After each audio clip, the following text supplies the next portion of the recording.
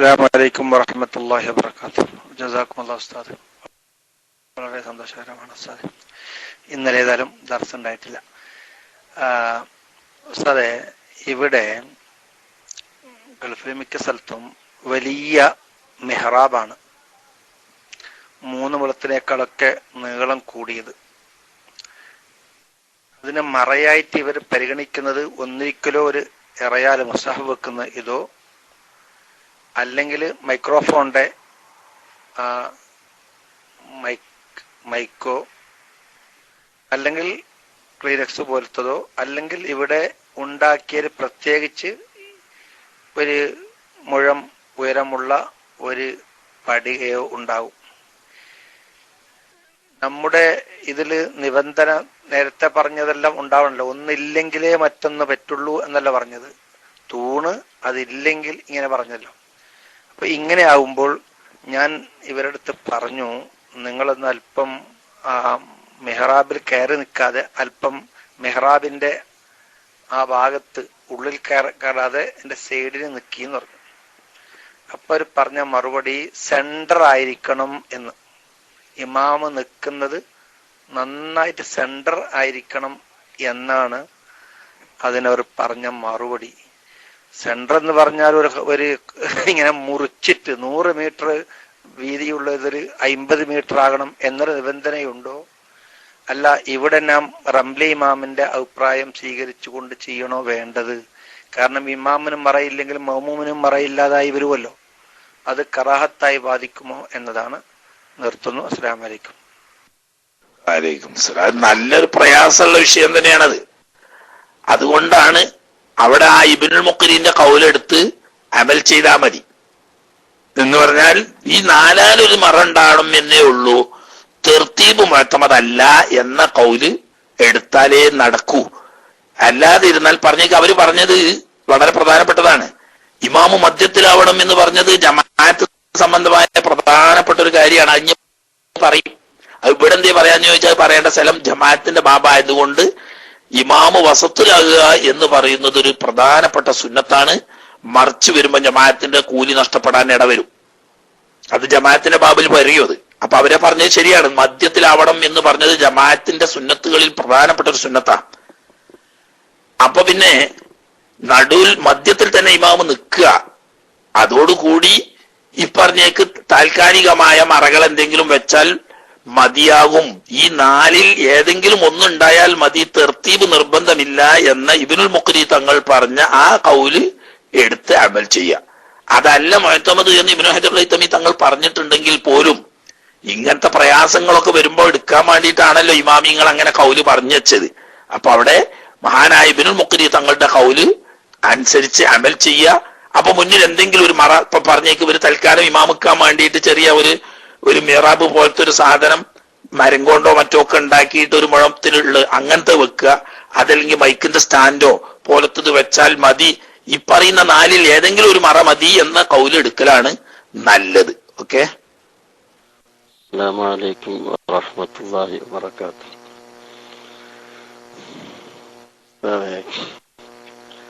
وأن يكون انتقال المأموم بعد انتقال إمامه. ഇമാമിന്റെ അതായത് ഇമാമ് എഴുന്നേറ്റതിന് ശേഷമാണ് മാമൂമിനിക്ക്, അതായത് ഇമാമ് നീങ്ങിയതിന് ശേഷമാണ് മാമൂന് നീങ്ങൽ സുന്നത്തി എന്ന് പറഞ്ഞു. മുന്നത്തെ ക്ലാസ്സിൽ ഉസ്താദ് പറഞ്ഞതാണ് ഇമാമിന്റെ മശ്റൂആയ ദിക്ർ വരെ അവന്റെ സ്ഥാനമാണ് അത് എന്ന് സാധാരണ പറയുന്നതാണ്. ഇപ്പോ ഈ സുന്നത്തായ ദിക്റും കഴിഞ്ഞ് ചില ഇമാമിങ്ങൾ ചില മശായിഖന്മാരുടെയോ ഉസ്താദന്മാരുടെയോ ഇജാസത്ത് കൊണ്ടുള്ള ദിക്ർ അവിടെ ഇരുന്ന് ചെല്ലാറുണ്ട്. ചിലവർ അവിടെ നിന്ന് വേഗം എഴുന്നേറ്റ് പോയി അവിടെ ഇരുന്ന് ചെല്ലാറ്. ഇത് രണ്ടും താറുമെന്ന് കൊണ്ടാതാണ് ചോദ്യം ചോദിക്കുന്നത്. അപ്പൊ ആ ദിക്റും കൂടെ ഇജാസത്തുള്ള ദിക്റും കൂടെ അവിടെ ഇരുന്ന് ചെല്ലാൻ പറ്റുമോ?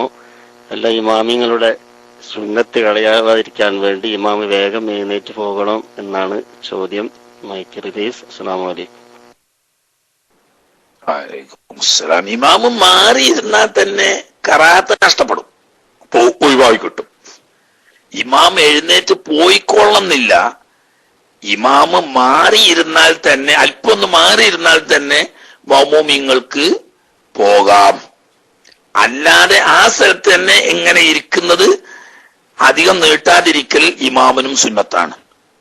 മനസ്സിലായില്ലേ? എന്നാൽ അവിടെ തന്നെ ഇരിക്കുന്നതുകൊണ്ട് കുഴപ്പമില്ല. സുബഹിന്റെ ശേഷം മഗ്രിബിന്റെ ശേഷവും സുബഹിന്റെ ശേഷം ഇഷ്റാഖ് വരെ നിസ്കരിച്ച അതേ ഇരിപ്പിൽ തന്നെ ഇമാമിന് ഇരിക്കാം. അപ്പൊ മാറിപ്പോണം എന്ന് പറഞ്ഞാൽ അതല്ലാത്ത സമയത്താണെന്ന് വരും.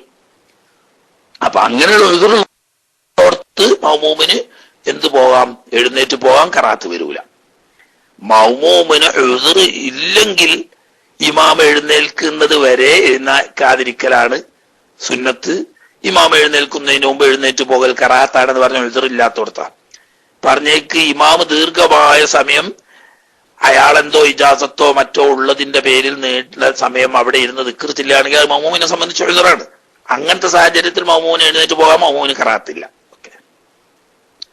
കൂടുതൽ സൂക്ഷ്മത കുറച്ചൊന്ന് മാറി ഇരിക്കലാവുന്നു. കട്ടുണ്ടോ? സാധാരണ കട്ടുണ്ടാവില്ല. നിങ്ങൾക്കാണോ കട്ട് എനിക്കാണോ കട്ട് നിങ്ങൾക്ക് അറിഞ്ഞില്ല. മനസ്സിലായില്ലേ? അത് ചിലപ്പേ ആ PC നിങ്ങളെ PC തന്നെ ഒന്ന് ചെക്ക് ചെയ്തിട്ട് അല്ല അതിന്റെ സ്ക്രീൻ ഒന്ന് ക്ലീൻ ചെയ്താൽ മതി. സ്ക്രീൻ ഒന്ന് ക്ലീൻ ചെയ്താൽ കുറച്ച് കട്ട് പോവും. ചില ആളുകൾക്ക് ഉണ്ടാവും, അവിടെ പറയുന്ന തെറ്റൊന്നുമല്ല, അവർക്ക് അനുഭവപ്പെടുന്നുണ്ടാവും കട്ട്. അത് ചിലപ്പോൾ നമ്മളെ ഈ സ്ക്രീൻ ഒന്ന് ക്ലീൻ ചെയ്താൽ ആ കട്ട് പൊയ്ക്കോളും. അതിന് നമ്മളെ എലിണ്ടല്ലോ, എലിന്റെ വലത്തെ ഭാഗത്തൊന്ന് ക്ലിക്ക് ചെയ്തിട്ട് പിന്നെ ഇടത് ഭാഗം ക്ലിക്ക് ചെയ്താൽ ക്ലീൻ ആയിക്കോളും. എന്നാ കട്ട് പോവും. ആ ഒരു 2-3 വട്ടം അങ്ങനെ ഒന്ന് ക്ലീൻ ചെയ്ത് നോക്കി. അയാൾക്ക് കട്ട് അനുഭവപ്പെട്ടിട്ടുണ്ടാവും. പിന്നെ നമ്മളില്ലാന്ന് അറിയേണ്ട ആവശ്യമില്ല, ഞമ്മക്കില്ല എന്നല്ല പറയുന്നതിന്റെ അർത്ഥം. അയാൾക്ക് വേണമെങ്കിൽ കട്ടുണ്ടായിട്ടുണ്ടാവും. അടി ഉറച്ച മറ കിട്ടണമെങ്കിൽ കുറെ മുന്നോട്ട് നടന്നു പോകണം. അല്ലാതെ രണ്ടാമത്തെ മർത്തബയുള്ള മറ താഴെയുണ്ട് എങ്കിൽ കുറെ നടന്നിട്ട് മുന്നോട്ട് പോയിട്ട് മറ എടുത്ത് സുന്നത്തെടുക്കണം. അല്ലെങ്കിൽ രണ്ടാമത്തെ മർത്തബയിലുള്ള എടുത്താൽ മതിയാവും എന്നറിയാൻ വേണ്ടിയാ. അസ്സലാമു അലൈക്കും. കുറെ പോകാതെ ഒരു 2 മറയിലേക്ക് ദൂരം ഉണ്ടെങ്കിൽ അതിന്റെ ആവശ്യമില്ല. 2 മറയിലേക്ക് ഉണ്ടെങ്കിൽ അത്രയൊന്നും പോകേണ്ട ആവശ്യമില്ല. ഇനി അല്ലെങ്കിൽ അബ്ദുൽ ഖൗസിന്റെ ദൂരമാണെങ്കിലും വേണ്ട. അതിൽ കുറച്ചൊക്കെ ആണെങ്കിൽ ഒന്നാമത്തെ മറക്ക് പ്രയാസം എന്ന് പറയുന്നത് സാധാരണഗതിയിൽ പ്രയാസമായിട്ടൊരു ബുദ്ധിമുട്ടായിട്ട് പരിഗണിക്കപ്പെടാൻ മാത്രമുണ്ട്.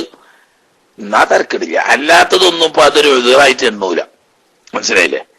നമ്മള് ബെള് കാട്ടിയിട്ട് ചുമരിന്റെ അടുത്ത് തന്നെ പോയിക്കൊള്ളുന്നില്ല. തൂണുണ്ടായാലും മതിയല്ലോ.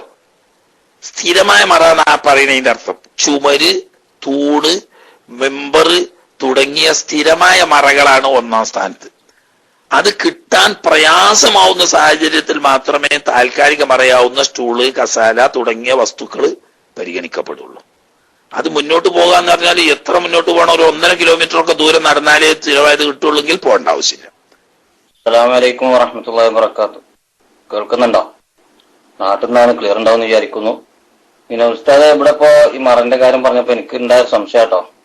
താഴെ നിലയില്, അതായത് നമ്മളെ പള്ളിയൊക്കെ എടുക്കുമ്പോ മുകളിലെ ഫ്ലോറിൽ ചില സ്ഥലങ്ങളിൽ ചുമരില്ലാതെ അതിമേ കാല് കെട്ടിയിട്ട് ഷെഡ് പോലെ ഉണ്ടാക്കാറുണ്ട്. അപ്പം ഇമാമ് താഴെ നിസ്കരിക്കുന്ന ഇമാമിന് ചുമരിനോട് അല്ലെങ്കിൽ മെഹ്റാബിന്റെ മറ ഉണ്ടായിരിക്കും. മുകളിൽ ഓപ്പണിൽ നിസ്കരിക്കുന്ന ആളുകൾ ഇമാമിന്റെ സൊഫിനെ കാണുന്ന നിലയിൽ ഒരു ദ്വാരം ഉണ്ടായിരിക്കുമല്ലോ, അതിന് പിന്നിലായിരിക്കും നിസ്കരിക്കുക. അപ്പൊ അതിന്റെ മുന്നിൽ മറ ഉണ്ടായിരിക്കൂല. അങ്ങനെയുള്ളവർക്ക് എന്താണ് മാർഗം? അവിടെ താഴെയുള്ള ഇമാമിന്റെ മറ മതിയോ എന്നാണ് എന്റെ സംശയമായി കൂട്ടു. ഇനിയൊരു ചോദ്യം കൂടി ഉണ്ട്. അപ്പം മിക്കാർ ചാടരുത്. 2 ചോദ്യം എന്ന് ചോദിക്കുന്നുള്ളൂ. അസ്സലാമു അലൈക്കും വറഹ്മത്തുള്ളാഹി.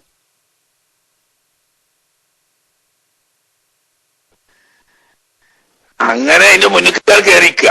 ഇമാമിന് പറയുന്ന ഓന് മറയിട്ട് എണ്ണൂല. മനസ്സിലായില്ലേ? ഇമാമ് മെഹ്റാബിൽ നിന്ന് കഴിഞ്ഞാൽ ഇമാമിനെ കണ്ടാലും വേണ്ടിയില്ല, കണ്ടിട്ടില്ലെങ്കിലും വേണ്ടിയില്ല, മുന്നിൽ 3 മുഴത്തേക്കാൾ അകലത്തിൽ ചുമര് വന്നാൽ അവർക്ക് മറയില്ലാതെ വരും. ആ ഓട്ടന്റെ അടുത്ത് തന്നെ നിൽക്കുക എന്ന് പറഞ്ഞിട്ട് പള്ളിയിൽ ഇപ്പൊ അതിന്റെ ആവശ്യം എന്താന്ന് എനിക്ക് മനസ്സിലായിട്ടില്ല. ഇമാമും മൗമൂമും പള്ളിയിലാണെങ്കിലേ ഇമാമിന്റെ എന്ത് കാലാത്തുകൾ ഒന്നിരിക്കൽ ഇമാമിനെ കാണുക, അല്ലെങ്കിൽ ഇമാമിനെ കാണുന്ന സൊഫുകളിൽപ്പെട്ട ചിലരെ കാണുക, അതല്ലെങ്കിൽ ഇമാമിന്റെ ശബ്ദം കേൾക്കുക, അല്ലെങ്കിൽ ഇമാമിന്റെ ശബ്ദം കേൾക്കുന്ന ഒരു മുബല്ലിഗിന്റെ ശബ്ദം കേൾക്കുക. 4-1 മതി. കാണണം എന്നൊന്നുമില്ല. അപ്പൊ ആ ഓട്ടമ്മൽ അത്ര വലിയ ഷർത്തൊന്നും ഇല്ലപ്പത്. ആ ഓട്ടനമാണെന്നൊന്നും ഇല്ലപ്പോ ഇമാമിനെ കേൾക്കണ്ടല്ലോ, കേട്ടാലും മതി. അപ്പൊ അതിനു വേണ്ടിയിട്ട് ഈ ഓട്ടന്റെ ബേക്കിൽ നിൽക്കുക എന്ന് പറഞ്ഞിട്ട് ഒരു മസാല ഇല്ല. ഓട്ടന്റെ മുന്നിലായിട്ട് തന്നെ നിൽക്കാൻ ഒരു സൊഫ് നിൽക്കാൻ സൗകര്യം ഉണ്ടെങ്കിൽ നിൽക്കാം. ഇമാമിന്റെ ശബ്ദം കേട്ടാൽ മതി. കാരണം രണ്ടാളും പള്ളിയിലാണല്ലോ, ഇമാമും മൗമൂമും പള്ളിയിലാണല്ലോ. അതിന്റെ കൂടുതൽ വിശദീകരണം ഇൻഷാ അല്ലാഹ് ജമാഅത്തിന്റെ ബാബിൽ വരികയും ചെയ്യും.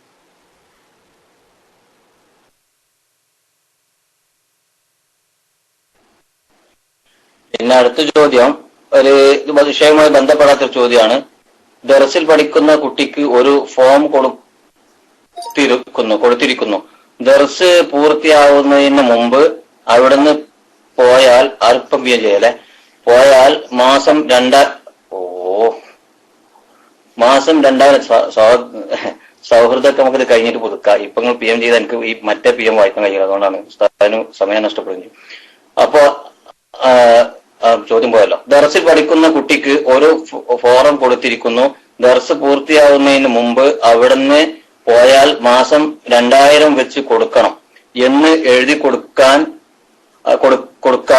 അവിടെ മക്ബറയിൽ നിന്നുള്ള വരുമാനം കൊണ്ടാണ് ഭക്ഷണവും പിരിവ് ഉണ്ട് എന്ന് തോന്നുന്നു. കുട്ടിയെ കൊണ്ടുവരാൻ ഉദ്ദേശമില്ലെങ്കിലും വല്ല കാരണത്താലും മാറേണ്ടി വന്നാൽ ബുദ്ധിമുട്ടല്ലേ? അപ്പൊ ഇതിന്റെ ഒരു വിധിയാണ് ചോദിച്ചത്. ഞാൻ മൈക്കോട്ടു. അസ്സലാമു അലൈക്കും വറഹ്മത്തുള്ളാഹി വബറകാതുഹു.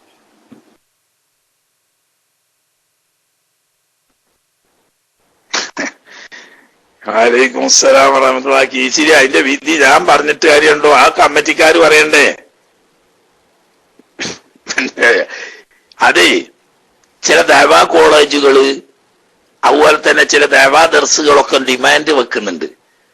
കുട്ടികളെ അവിടെ ചേർത്ത് കുട്ടിക്ക് ചുരുങ്ങിയത് ഒരു ഡിഗ്രി, ഇംഗ്ലീഷിൽ ഒരു ഡിഗ്രി അഥവാ യൂണിവേഴ്സിറ്റി തലത്തിൽ ഒരു ഡിഗ്രി പാസ്സാകുകയും ശരീഅത്ത് ഒരു ഡിഗ്രിക്ക് തുല്യമായ കഴിവെത്തുകയും ചെയ്യുന്നത് വരെ തുടർന്ന് പഠിപ്പിക്കണം എന്ന നിബന്ധനയോട് കൂടി മാത്രം കുട്ടികളെ പ്രവേശിപ്പിക്കുന്ന ചില സ്ഥാപനങ്ങളുണ്ട്.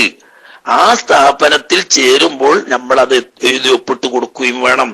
ഇല്ലെങ്കിൽ അവര് ശരി ഒരു കുട്ടിയുടെ ഭക്ഷണം, താമസം, അതുപോലെ ട്യൂഷൻ എന്നിവക്ക് വരുന്ന ചെലവാണ് ഈ കണക്കാക്കുന്ന സംഖ്യ. ചിലപ്പോൾ 1500 അല്ലെങ്കിൽ 2000 അല്ലെങ്കിൽ 2500 എന്ന് പറയുന്നത് ഒരു കുട്ടിക്ക് ഒരു മാസത്തെ താമസം, ഭക്ഷണം, അതുപോലെ തന്നെ ട്യൂഷൻ എന്നീ ആവശ്യങ്ങൾക്ക് വരുന്ന സംഖ്യ ആവറേജ് കണക്കാക്കി ഈ കോഴ്സ് പൂർത്തിയാവുന്നത് വരെ പഠിക്കുന്ന കുട്ടികളെ മാത്രം ഇവിടെ പ്രവേശിപ്പിക്കുകയും ഇടക്ക് പോകേണ്ടി വന്നാൽ ഇവിടത്തെ ഒരു കുട്ടിയായി അംഗീകരിക്കപ്പെടാത്തത് കൊണ്ട് തന്നെ ആ കാശ്, കുട്ടിക്ക് വേണ്ടി ചെലവാക്കിയ കാശ് തിരിച്ചു തരണമെന്നും കമ്മിറ്റി നിബന്ധന വെക്കുന്നത് ഒരു ഹറാമായ നിബന്ധനയൊന്നും അല്ല.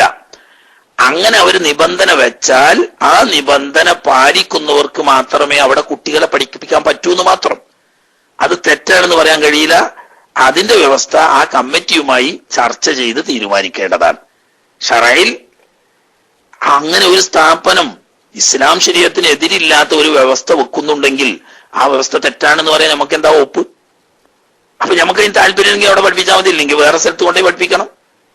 ചിലയിടത്തൊക്കെ നമ്മളെ കുട്ടികളെ സ്കൂളിലെ സർട്ടിഫിക്കറ്റ് കൊണ്ടുപോയി കൊടുത്താല് ആ സർട്ടിഫിക്കറ്റ് അവിടെ വാങ്ങി വെച്ച് കഴിഞ്ഞാൽ പിന്നെ ഒന്നിരിക്കൽ കോഴ്സ് പൂർത്തിയാക്കണം. അതല്ലെങ്കിൽ തിരിച്ചു പോരുന്ന ഇടക്കാലത്ത് നിർത്തുകയാണെങ്കിൽ ഈ സർട്ടിഫിക്കറ്റും കുട്ടികളുടെ രേഖയും തിരിച്ചു കൊടുക്കണമെങ്കിൽ ഇവർ പറയുന്ന ഡിമാൻഡ് അനുസരിച്ചുള്ള സംഖ്യ കൊടുത്തെങ്കിലേ പാടുള്ളൂ. ഇതൊക്കെ നേരത്തെ വ്യവസ്ഥ ചെയ്യുന്നതാണ്. ആ വ്യവസ്ഥ ചെയ്ത് ഒപ്പിട്ട ആളുകൾക്ക് മാത്രമേ അവിടെ കുട്ടികളെ പഠിപ്പിക്കാൻ കഴിയൂ. അത് തെറ്റാണെന്ന് പറയാൻ നമുക്ക് എങ്ങനെയാ ഒപ്പും? അപ്പൊ അത് കമ്മിറ്റിക്കാര് തീരുമാനിക്കേണ്ട വിഷയമാണ്. അത് നമ്മൾക്ക് മൊത്തമായി പറയാൻ പറ്റുന്ന കാര്യമല്ല. ഓക്കെ. അതെ, ഉളു മുറിഞ്ഞൊരു ഇമാമ് കൊണ്ട് പുതിയതായി ഉളു എടുക്കുന്നത്, ആ ഇമാമ് സോക്സ്മരാണ് തടവുന്നത് നമ്മൾ കണ്ടത്. ആ ഇമാമിന് നമുക്ക് തുടരാൻ പറ്റുമോ? ഇല്ല. ഉളു മുറിഞ്ഞിട്ട് ഉളു എടുക്കുന്ന സമയത്ത് സോക്സുമൽ തടവുന്നത് കണ്ടാൽ ആ ഇമാമിനെ തുടർന്ന് നിസ്കരിക്കാൻ പാടുള്ളതല്ല. കാരണം സോക്സുമൽ തടവി നിസ്കരിച്ചാൽ നിസ്കാരം സഹിയാവൂല, ഉളു സഹിയാവൂല എന്ന് 4 മദ്ഹബിന്റെയും പഴയ കാലത്തെ ഇമാമിങ്ങളൊക്കെ പറഞ്ഞതാണ്. ഇപ്പൊ ആഖിർ സമാന്റെ ഈ തൂമുഖത്തിന് വരുന്ന വഹാബി ഫത്വന്റെ ഭാഗമാണ് സോക്സുമ തടകാൻ പറ്റും എന്ന് പറയുന്നത്. മറ്റ് ഹുഫക്ക് സമാനമായ വെള്ളം പാർന്ന കാലുമ്മൽ നനയാത്ത ചെരുപ്പു ഷൂവിന്റെ സഹായമില്ലാതെ സ്വന്തം ആവശ്യങ്ങൾക്ക് പോക്കുവരവുകൾക്ക് നടക്കാൻ പറ്റുന്ന സോക്സ് ഉണ്ടെങ്കിൽ അത് മാത്രമേ തടകാൻ പറ്റൂ. സാധാരണഗതിയിൽ ഉപയോഗിക്കുന്ന സോക്സ് അങ്ങനത്തേതല്ല. അതുകൊണ്ട് അതിന്മേൽ തടകിയാൽ വുദു സഹിയാവൂല എന്നത് 4 മദ്ഹബിന്റെയും അഭിപ്രായ വ്യത്യാസമില്ലാത്ത വിഷയമാണ്. പിന്നെ ഇപ്പോഴുള്ള ആളുകൾ പറയുന്നത് അത് ഈ ആഖിർ സമാന്റെ വഹാബിയത്തിന്റെ ഫിത്നയാണ്. അത് മദ്ഹബിന്റെ ഇമാമിങ്ങൾ ആരും അംഗീകരിക്കുന്നതല്ല. അപ്പൊ അങ്ങനെയാണ് ഇയാള് എന്ന് ബോധ്യപ്പെട്ടാൽ ആ നിസ്കാരത്തിൽ അയാളെ തുടരാൻ പാടില്ല.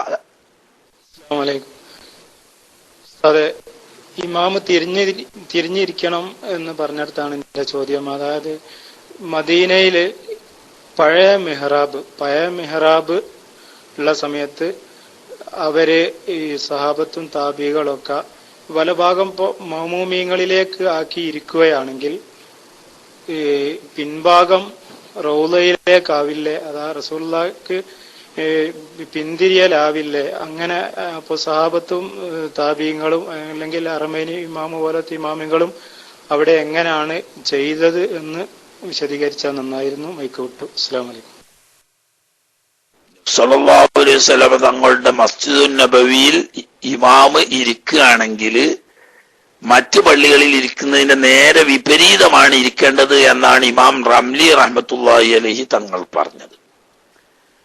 എന്നാൽ ഇബ്നു ഹജറുൽ ഹൈതമി പറയുന്നത് എല്ലാ സ്ഥലത്തും ഇരിക്കുന്ന പോലെ തന്നെയാണ് അവിടെയും ഇരിക്കേണ്ടത് എന്നാണ് ന്യായം. പക്ഷേ നബി സല്ലല്ലാഹു അലൈഹി വസല്ലം തങ്ങളുടെ ശറഫാക്കപ്പെട്ട ഭാഗത്തേക്ക് പിന്തിരിഞ്ഞിരിക്കുക എന്ന് പറയുന്ന അദബ് കേടാണെന്നും നിയമത്തെക്കാൾ പരിഗണിക്കേണ്ടത് അദബിനെയാണ് എന്നതും അവഗണിക്കാൻ പറ്റാത്തതാണ് എന്ന് ഇബ്നു ഹജറുൽ ഹൈതമി തങ്ങൾ പറഞ്ഞിട്ടുണ്ട്. അതിനെ സംബന്ധിച്ച് ആശയക്കാര് പറഞ്ഞ് ഇന്നുള്ള ഇമാമിങ്ങളൊക്കെ അങ്ങനെ തന്നെയാണ് ഇരിക്കുന്നത്. അതായത് നബി സല്ലല്ലാഹു അലൈഹി വസല്ലം തങ്ങളുടെ ഭാഗത്തേക്ക് മുഖം തിരിഞ്ഞ് നേരെ വിപരീത ദിശയിലാണ് ഇരിക്കുന്നത്. കാരണം അവിടെ നിയമത്തെക്കാൾ പരിഗണിക്കേണ്ടത് അദബിനെയാണ് എന്നതുകൊണ്ട്. അപ്പൊ നമ്മൾ ഇരിക്കുകയാണെങ്കിൽ അവിടെ പിന്നോട്ട് തിരിഞ്ഞിരിക്കാതെ നബി സല്ലല്ലാഹു അലൈഹി വസല്ലം തങ്ങളുടെ ഭാഗത്തേക്ക് തിരിഞ്ഞിരിക്കുന്നതാണ് നല്ലത്. ഭാഗത്തേക്ക് തിരിഞ്ഞ് അസ്സലാമു അലൈക്കും വറഹ്മത്തുള്ളാഹി വബറകാതുഹു. കേൾക്കുന്നില്ലേ സുഹൃത്തുക്കളെ? എന്റെ സംശയം ഇതിനെ പറ്റിയല്ല, നിസ്കാരത്തെ പറ്റിയാണ്. നിസ്കാരമല്ല, ജുമാക്ക് മുമ്പുള്ള ബാങ്ക്, അതായത് കിതാബുകളിൽ ഉള്ളത് 1-ാം ബാങ്ക് എന്ന് പറഞ്ഞാൽ ഇമാം മിമ്പറിൽ കയറിയതിന് ശേഷമുള്ള ബാങ്കാണ് എന്ന് കേൾക്കാൻ കഴിഞ്ഞു. അങ്ങനെ കിതാബുകളിൽ വരെ വന്നിട്ട് ആദ്യത്തെ ബാങ്ക് സമയത്ത് കൊടുക്കുന്ന ബാങ്കല്ല കറക്റ്റ്, ഇമാമക്ക് മിമ്പറിൽ നാട്ടിൽ നടക്കുന്ന ബാങ്കാണ് 1-ാം ബാങ്ക് എന്നത് ശരിയാണോ? അല്ലെങ്കിൽ ആദ്യത്തെ ബാങ്ക് തന്നെയാണോ 1-ാം ബാങ്ക്? അല്ലെങ്കിൽ ഇമാമ മിമ്പറിൽ കയറിയ ശേഷം കൊടുക്കുന്ന ബാങ്ക് 2-ാം ബാങ്കായിട്ടാണ് പരിഗണിക്കപ്പെടുന്നത്? ഒന്ന് വിശദീകരിച്ച ഉപകാരമായിരുന്നു. ദുആ. അസ്സലാമു അലൈക്കും വറഹ്മത്തുള്ളാഹി വബറകാതുഹു. എന്താ ചോദ്യത്തിന് താങ്കൾ പാപ്പ ഞാൻ പറയാ, ഈ 1-ാം ബാങ്ക് എന്ന് പറഞ്ഞതിന്റെ മലയാളത്തിൽ എന്താ അർത്ഥം പറയാ? അതിനനുസരിച്ചാണ് അതിന്റെ ഉത്തരം ഉണ്ടാകുക. 1-ാം ബാങ്ക് എന്ന് പറഞ്ഞാൽ റസൂലുള്ളാഹി സ്വല്ലല്ലാഹു അലൈഹി വസല്ലം തങ്ങളുടെ കാലത്തുണ്ടായിരുന്ന ബാങ്ക് എന്നാണോ? എങ്കിൽ അത് ഇമാമ മിമ്പറിൽ കയറിയതിന് ശേഷം കൊടുക്കുന്ന ബാങ്കാണ്. അല്ല, 1-ാം ബാങ്ക് എന്നതുകൊണ്ട് ഉദ്ദേശിക്കുന്നത് ആദ്യം കൊടുക്കുന്ന ബാങ്ക് എന്നാണോ? എന്നാൽ അത് ഉസ്മാൻ ഇബ്നു അഫ്ഫാൻ റളിയല്ലാഹു തആല അൻഹു തങ്ങളുടെ കാലം മുതൽ നിലവിൽ വന്ന ബാങ്കാണ്. അത് വഖത്ത് കടന്ന ഉടനെ കൊടുക്കുന്ന ബാങ്കാണ് 1-ാം ബാങ്ക്. 2-ാം ബാങ്ക് എന്ന് പറയുന്നത് ഇമാമ മിമ്പറിൽ കയറിയതിന് ശേഷം കൊടുക്കുന്നതാണ്. അപ്പൊ എങ്ങനെയാണ് ഈ 1-ാം ബാങ്ക് എന്ന് പറയുന്നത്? നിങ്ങൾ അർത്ഥം പറയുന്നതിനനുസരിച്ചാണ് അത് ഉണ്ടാകുക.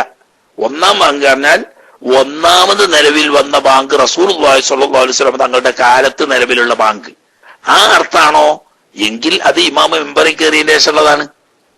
അല്ല, ഫസ്റ്റ് കൊടുക്കുന്ന ബാങ്ക് എന്നുള്ള അർത്ഥത്തിനാണ് 1-ാം ബാങ്ക് എന്ന് പറയുന്നത്. എന്നാൽ അത് ഉസ്മാൻ റളിയല്ലാഹു അൻഹുവിന്റെ കാലം മുതൽ നിലവിൽ വന്ന ബാങ്കാണ്. അത് വഖത്ത് കടന്ന ഉടനെ കൊടുക്കുന്ന ബാങ്കാണ്. പിന്നീടാണ് ഇമാമ മിമ്പറിൽ കയറിയതിന് ശേഷം കൊടുക്കുന്ന ബാങ്ക്. അതിന് 2-ാം ബാങ്ക് എന്ന് പറയും. അസ്സലാമു അലൈക്കും. ഞാൻ DC ആയതാണ് ഉസ്താദെ. ഞാൻ അടുത്തുണ്ടായിരുന്നു. ഖാലൽ ബഗവിയു സുത്രത്തുൽ ഇമാമി സുത്രത്തു മൻ ഖൽഫഹു ഇൻതഹ. അപ്പൊ ഇമാമിന്റെ മറയാണ് മഅ്മൂമിന്റെ മറ. ഇമാമ് നിസ്കരിച്ച് എഴുന്നേറ്റ് പോയി. അതിന് ശേഷം മറായി നിന്ന മൗമിയങ്ങളും പോയി. മസ്ബൂക്ക് ഉണ്ടായിരുന്നു. ഈ മസ്ബൂക്കിന്റെ മറ ഇനി അടുത്ത് സാധാരണ എങ്ങനെയാ കാണുക? അങ്ങനെ നടന്ന് ഇമാമുകളും മൗമിയങ്ങളൊക്കെ എഴുന്നേറ്റ് പോയി കഴിഞ്ഞാൽ പിന്നെ നടന്നിങ്ങനെ പിടിക്കലാണ് ആ ചുമരിലേക്കോ തൂണിലേക്കോ എത്താൻ വേണ്ടി. അല്ല, അങ്ങനെ നടന്ന് ചുമരും തൂണും പിടിക്കണോ, അല്ല ഈ ഇമാമും മൗമിയങ്ങൾ തന്നെ പിന്നെ മറയായി പരിഗണിക്കോ എന്നാണ് എന്റെ ചോദ്യം. മൈക്കറീസ്, അസ്സലാമു അലൈക്കും. മസ്ബൂക്കിന്റെ സൂത്രത്തെ ഏതാണെന്നാ ചോദ്യം? ചോദ്യം എന്താന്ന് തയ്യാറായില്ലല്ലോ. മസ്ബൂക്കിന്റെ മറയെ പറ്റിയാണോ ചോദ്യം? മസ്ബൂക്ക് നിസ്കാരം തുടങ്ങുമ്പം സൊഫിന്റെ അടുത്താവുമ്പോ അയാളെ മുമ്പുള്ള സൊഫാണ് അയാളെ സംബന്ധിച്ച് മറ. അവര് പോയാൽ അധിക പ്രവൃത്തി വരാത്ത നിരക്ക് മറ ലഭിക്കുമെങ്കിൽ ആ മറയിലേക്ക് മുന്നിടാം, ഇല്ലെങ്കിൽ മുന്നിടേണ്ടതില്ല. അധികരിച്ച പ്രവൃത്തി ആവശ്യം വരികയാണെങ്കിൽ അത് ബാത്തിലാകാത്ത നിരക്കാണെങ്കിൽ പോലും കറാത്ത് വരുന്നത് കൊണ്ട് അത് ഒഴിവാക്കുകയാണ് വേണ്ടത്. അതേ സമയത്ത് അധികരിച്ച പ്രവൃത്തി വരാത്ത നിരക്ക് മറ കിട്ടുമെങ്കിൽ ആ മറ സ്വീകരിക്കുന്നത് സുന്നത്ത് തന്നെയാണ്. കാരണം അവൻ നിസ്കരിച്ച് ഇയാൾ നിസ്കരിച്ച് ചെയ്യുള്ളൂ, അവിടെ കുത്തിരിക്കണം എന്ന് പറയാൻ പറ്റൂലല്ലോ. ഓര് നിസ്കരിച്ച് കഴിഞ്ഞ് പോയി, അപ്പൊ ഇയാളുടെ മുന്നിലുണ്ടായിരുന്ന മറ നഷ്ടപ്പെട്ടു. എന്നാൽ അയാൾ കുറ്റക്കാരനല്ല. എങ്കിലും അധികരിച്ച പ്രവൃത്തി ഇല്ലാതെ മറ കിട്ടുമെങ്കിൽ ആ മറയുടെ അടുത്ത് നിൽക്കൽ നല്ലതാണ്. അല്ലാതെ കുറെ നടന്നു പോയാണ്ട് മറയിലേക്ക് പോകേണ്ട ആവശ്യമില്ല. അത് തുടർച്ചയായ അനക്കം വരുന്നില്ലെങ്കിൽ പോലും കറാഹത്താണ്. ആ കറാഹത്ത് ചെയ്തുകൊണ്ട് മറ എടുക്കേണ്ട ആവശ്യമില്ല. കാരണം ഇവന്റെ നിസ്കാരത്തിന്റെ തുടക്കത്തിൽ മറ ഉണ്ടായിരുന്നു.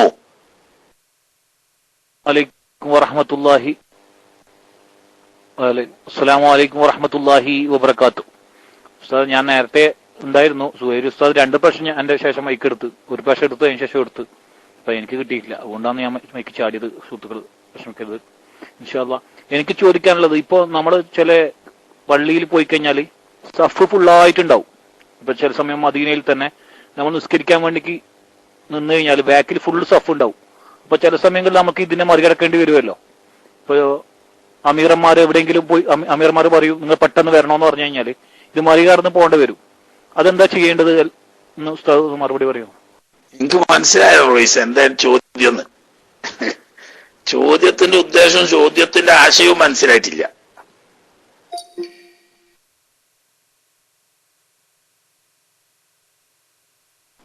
ഉസ്താദ് പറഞ്ഞല്ലോ നിസ്കാരത്തിന്റെ ഇപ്പം നിസ്കരിക്കുന്നവരെ ഇങ്ങനെ കടന്നിട്ട് പോകാൻ നിസ്കരിക്കുന്നവരെ ഇങ്ങനെ ഇതാക്കിയിട്ട് പോകാൻ പാടില്ല എന്ന് പറഞ്ഞല്ലോ. ഒഴിവാക്കി നിസ്കാരത്തിന്റെ മുമ്പിലെ കൂടി പോകാൻ പാടില്ല. പൊതുവെ ചില സ്ഥലങ്ങളിൽ നിസ്കരിച്ചിട്ട് അങ്ങനെ പോകേണ്ടി വരും. കാരണം എവിടെയെങ്കിലും കാത്തിക്കുന്നുണ്ടാവും, ചില സമയം വണ്ടി കാത്തിക്കുന്നുണ്ടാവും. അപ്പൊ അത് എന്താ വേണ്ടതെന്നില്ല അതിന്റെ ഉത്തരം.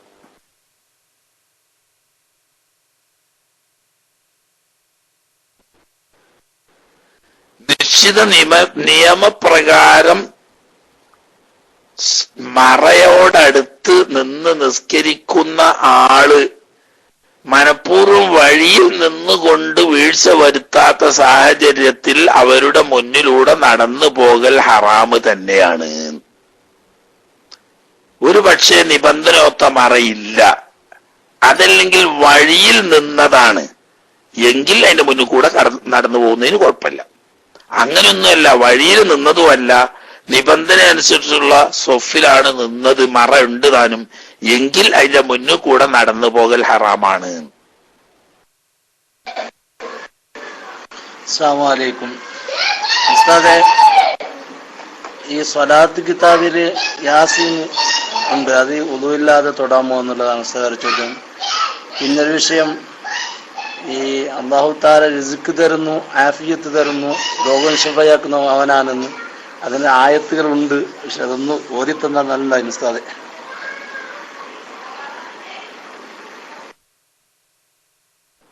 സ്വലാത്തിന്റെ കിതാബില് ദിക്റുകളും ദുആകളും സ്വലാത്തുകളും ധാരാളമുണ്ട്. കൂട്ടത്തിൽ യാസീനും ഉണ്ട്. എങ്കിൽ അത് തൊടുന്നതിനും ചുമക്കുന്നതിനും ഉദൂ ആവശ്യമില്ല. ഉദൂ ഉണ്ടായാൽ സുന്നത്താണ്, നിർബന്ധമല്ല. കാത്തിക്കാനുള്ള സമയമില്ല. സമയമില്ലാത്തത് വയ്ക്കാട് എടുക്കുന്നതെടുത്ത് പിന്നെ ചോദിക്കാൻ സമയം കിട്ടുന്നില്ല. മിഞ്ഞാന്ന് ഇമാമ് തിരിഞ്ഞിരിക്കുന്ന രണ്ടു പോലെ വിശദീകരിച്ച് പറഞ്ഞു. ഇവിടെ ഇരിക്കുന്ന കോലയല്ല ഞാൻ പറയുന്നത് ഞാനൊരു പണ്ഡിതന് ഒന്ന് തുറന്നു പറയാം. കാസർഗോഡ് ഭാഗത്ത് കാസർഗോഡ് കാളി എന്ന് പറയപ്പെടുന്ന ബാവ മുസ്ലിയാർ ബഹുമാനപ്പെട്ട അലികുഞ്ഞ് ഉസ്താദിന്റെ നാട്ടിൽ വന്ന് വളയത്തെ പള്ളിയിൽ ഇവിടെയുള്ള ഇമാമ് തിരിഞ്ഞിരിക്കുന്നത് പോലെ തിരിഞ്ഞിരുന്ന് ദിക്റും ദുആയും നടത്തുന്നത് ഞാൻ കണ്ടിട്ടുണ്ട്. ഞാൻ ആകെ ഉസ്താദിനെ കണ്ടിട്ടുള്ളൂ. അങ്ങനെ ഷാഫി മദ്ഹബിൽ എവിടെയും ഒരു ഒരഭിപ്രായം ഉണ്ടായിട്ടാണോ അത് ചെയ്തത്, അല്ല വേറെ മദ്ഹബ് അനുസരിച്ച് ചെയ്തതാണോ എന്നറിയാനാണ് മൈക്കിൾ അലീസ്. അസ്സലാമു അലൈക്കും. ആളെ ഒന്നും പറയണ്ട, ആളെ പറയുന്നത് ഭംഗിയല്ല, പ്രത്യേകിച്ച് അങ്ങനെയുള്ള ആളുകളൊക്കെ. ഏതായാലും നമ്മളെ ചുരുങ്ങിയ അറിവ് വെച്ചിട്ട് ഷാഫി മദ്ഹബിൽ ഏതായാലും ഖിബിലക്ക് പിന്നിട്ടിരിക്കുക എന്ന് പറയുന്ന ഒരു രൂപം ഇമാമിയങ്ങളൊന്നും പറഞ്ഞത് ഞാൻ കണ്ടിട്ടില്ല. അവരൊക്കെ വലിയ ആലിമീങ്ങളഞ്ഞ് ഓലെവിടെയെങ്കിലും കണ്ടിണോന്ന് ഓലോട് തന്നെ ചോദിക്കലായിരുന്നു നല്ലത്. അദ്ദേഹം ഫാത്തായി പോയാൽ അല്ലാഹു തആല ആഖിറം സന്തോഷമാക്കി കൊടുക്കട്ടെ. ഞാൻ എവിടെയും കണ്ടിട്ടില്ല. അത്രേ ഇപ്പൊ എനിക്കതിനെ പറ്റി പറയാൻ കഴിയുള്ളൂ. ഷാഫി മദ്ഹബിൽ ഖിബിലക്ക് പിന്നിട്ടിരിക്കുന്ന ഒരു രീതി ഇമാമിന് എവിടെയും പറഞ്ഞതായി ഞാൻ കണ്ടിട്ടില്ല. ഇനി വേറെ വല്ല മദ്ഹബിലുണ്ടോ എന്ന് നമ്മൾ നോക്കേണ്ട ആവശ്യമില്ലല്ലോ. നമ്മളെ നാട്ടിലൊക്കെ ഷാഫി മദ്ഹബുകാരല്ലേ, അതുകൊണ്ട് ഷാഫി മദ്ഹബിൽ അങ്ങനെ കൗലുണ്ടോ എന്നേ നോക്കേണ്ടതുള്ളൂ. ഇല്ല എന്ന് ഞാൻ പറയില്ല, കാരണം ഞാൻ എല്ലാം പഠിച്ച ഒരു പണ്ഡിതനൊന്നും അല്ല. മറിച്ച് ഞാൻ കണ്ടിട്ടില്ല, അത്രേ എനിക്ക് പറയാൻ പറ്റുള്ളൂ. ഖിബിലക്ക് 3 രീതി അപ്പൊ പറഞ്ഞ്. ഒന്ന്, ഖിബിലക്ക് നേരിട്ട് തന്നെ ഇരിക്കുക, അത് തെറ്റൊന്നുമില്ല, പക്ഷെ അഫ്ളലായ രീതിയല്ല. രണ്ടാമത്തെ സ്ഥലം മാറിയിരിക്കുക, അത് ഖിബിലക്ക് മുന്നിട്ട് അവിടെ ഇരിക്കണതിനെക്കാട്ടിലും നല്ലതാണ്. മൂന്നാമത്തേത് നബി സല്ലല്ലാഹു അലൈഹി വസല്ലം തങ്ങൾ പതിവായി ചെയ്തിരുന്ന മൗമൂമിങ്ങളിലേക്ക് വലതു ഭാഗവും കഅബ കൊള്ള ഇടതു ഭാഗവും ആകുന്ന നിലക്ക് ഇരിക്കുക. ഈ 3 രീതിയെ ഞാൻ കണ്ടിട്ടുള്ളൂ ഷാഫി മദ്ഹബിന്റെ കിതാബുകളിൽ. അതല്ലാതെ പിന്നിട്ടിരിക്കുന്ന ഒരു അഭിപ്രായം ഷാഫി മദ്ഹബിൽ എവിടെയും പറഞ്ഞത് ഞാൻ എന്റെ കാഴ്ചയിൽപ്പെട്ടിട്ടില്ല എന്ന് മാത്രം ഞാൻ പറയുന്നു. ഇല്ല എന്ന് പറയുകയാണെങ്കിൽ അതിനും എല്ലാ കിതാബും ഓതിയിട്ട് പഠിച്ചിരിക്കണ്ടേ? അത് ഞാൻ ഓതിയിട്ടില്ല, ഞാൻ കണ്ടിട്ടില്ല. അത്രേ ഇപ്പൊ പറയാൻ പറ്റുള്ളൂ. ചോദ്യത്തിൽ പ്രത്യേകിച്ച് ആവർത്തിക്കാൻ പാടില്ല. ഇങ്ങനെയുള്ള ഉലമാക്കളെ ഒന്നും പേരെടുത്ത് പറഞ്ഞുകൊണ്ട് ചോദിക്കാൻ മേലിൽ പാടില്ല ആരും. കാര്യം ചോദിച്ചാൽ മതിയല്ലോ. ആളെ പറ്റിയിട്ട് അവരൊക്കെ വലിയ വലിയ ആളുകളാ, മനസ്സിലായില്ലേ? നമ്മൾ വിചാരിക്കും പോലെയല്ല. നമ്മൾ എന്തെങ്കിലുമൊക്കെ സംഘടനാപരമായ അഭിപ്രായ വ്യത്യാസങ്ങൾ ഉണ്ട് എന്നത് സത്യമാണെങ്കിൽ പോലും അവരൊക്കെ വലിയ വലിയ ആലിമീങ്ങളാണ്, സുന്നികളുമാണ്. വല്ല വാബിനെയൊക്കെ ആണെങ്കിൽ നിങ്ങൾ പറഞ്ഞോളി, ബാലു ഇങ്ങനെ പറയുന്നുണ്ട്, അല്ലെങ്കിൽ ജിന്ന് ഇങ്ങനെ പറയുന്നുണ്ട്, അതൊക്കെ പറഞ്ഞോളി. ജിന്നെന്ന് പുറത്താക്കിയ ജിന്ന് നേതാവ് അങ്ങനെയൊക്കെ പറഞ്ഞോളി, അതിന് കേട്ടില്ല.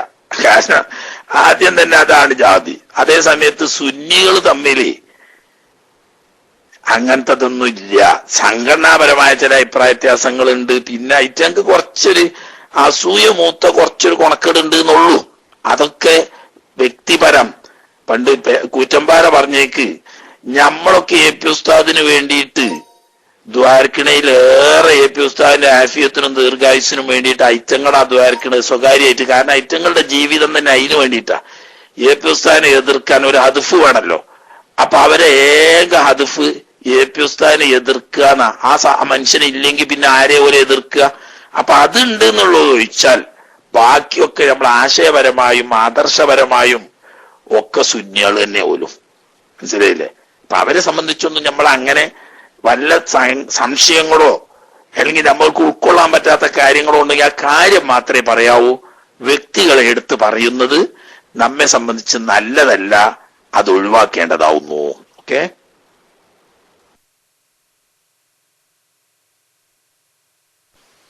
അസ്സലാമു അലൈക്കും. എനിക്ക് ചോദിക്കാനുള്ളത്, ഇപ്പൊ ചില പ്രത്യേക സന്ദർഭത്തിൽ ചില പ്രത്യേക അഭിപ്രായങ്ങൾ പിടിക്കാൻ വേണ്ടി പറയാം. ഇപ്പൊ മദ്ഹബിൽ മുഅ്തമദ് അല്ലെങ്കിലും അമല് ചെയ്യാനുള്ള സൗകര്യത്തിന് വേണ്ടിയിട്ട് ഇപ്പൊ നേരത്തെ പറഞ്ഞ പോലെ ഇബ്നു മുഖരി റഹിമഹുല്ലാഹു തആലയുടെ ആ സഫിന്റെ വിഷയത്തിൽ, ആ മറ വെക്കുന്ന വിഷയത്തിൽ പറഞ്ഞ അഭിപ്രായം. അതുപോലെ ചിലപ്പോ ഹജ്ജിന്റെ ഒക്കെ വേളയിൽ തൊടപ്പെട്ടവന്റെ ഉള്ളു മുറിയുകയുള്ളൂ, പിന്നെ തൊട്ടാതെ മുറിയുള്ളൂ, തൊടപ്പെട്ടവന്റെ മുറിയുകയില്ല എന്നുള്ള ചില അഭിപ്രായങ്ങൾ പറയാറുണ്ട്. ഇങ്ങനെ ഈ മദ്ഹബിൽ മുഅ്തമദല്ലാത്ത അഭിപ്രായങ്ങൾ നാം പിന്തുടരുമ്പോൾ ഏത് ഇമാമാണ് ഈ അഭിപ്രായം പറഞ്ഞത്, അതുപോലെ ഏത് കിതാബിലാണ് ഇത് പറഞ്ഞത്, ഈ കാര്യങ്ങളൊക്കെ നാം അറിയേണ്ടതുണ്ടോ? അതല്ല ഇങ്ങനെ ഒരു ഇമാമിന് ഏതൊരു ഇമാമി ഇങ്ങനെ ഒരു അഭിപ്രായമുണ്ട് എന്ന് അറിഞ്ഞാൽ മാത്രം മതിയോ?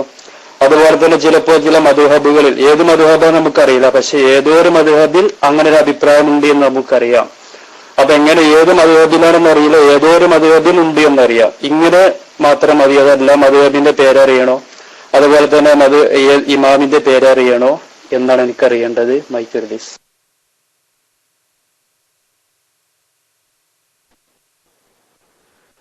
ആലിമീങ്ങൾ അങ്ങനെ പറഞ്ഞു കൊടുക്കുന്ന സമയത്ത് അവർക്കത് അറിയണം. മനസ്സിലായില്ലേ? ഒരാളിങ്ങനെ ഒരു സംഗതി ഒരു ബുദ്ധിമുട്ടി പിടിച്ചൊരു മസാല വന്ന് ചോദിച്ചു, ഇങ്ങനെ ഉണ്ട്, എന്താ ചെയ്യണ് എന്ന് ചോദിച്ചപ്പോ അത് ഇങ്ങനെ ഒരു ഇമാമിയങ്ങളിൽപ്പെട്ട ഒരാൾക്ക് ഇങ്ങനെ ഒരു അഭിപ്രായം ഉണ്ട്, അതുകൊണ്ട് അത് ഇങ്ങനെയും ചെയ്യാം നിങ്ങൾക്ക് എന്നൊരു ഫത്വയായിട്ടല്ല, അമലിന് വേണ്ടിയിട്ട് തംബീഹ് ചെയ്യാം അവിടെ. പക്ഷെ ഈ പറഞ്ഞു കൊടുക്കുന്ന ആൾക്ക് ഏത് ഇമാമാണത് പറഞ്ഞതെന്ന് മനസ്സിലായിരിക്കണം. അമൽ ചെയ്യുന്നവന് അത് അറിഞ്ഞോളണം എന്ന് നിർബന്ധമില്ല.